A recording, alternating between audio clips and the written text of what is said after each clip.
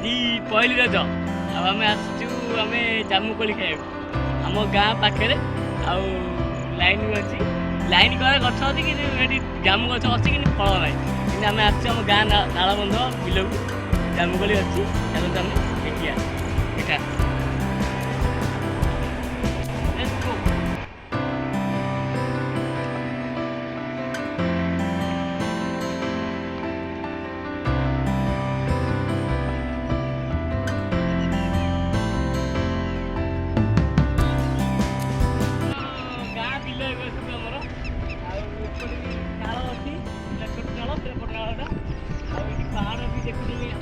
पाहाड़ पर अच्छी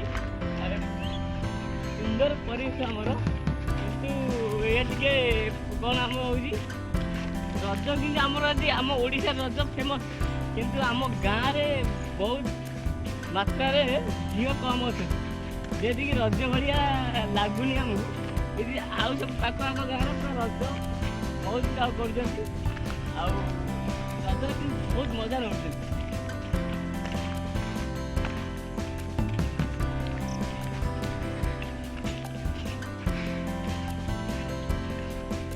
ଜାମୁକୋଳି ଆରେ ବାଃ ଜାମୁକୋଳି ହେଇଛି ଏଠି ପାଚିନି ଧରେ ପାଚିଛି ଗୋଟେ ଗୋଟେ ପାଚିନି ହଉ ଦେଖିବା ଖାଇବା ଦେଖିକି ଟେଷ୍ଟ କରିବା ଏନା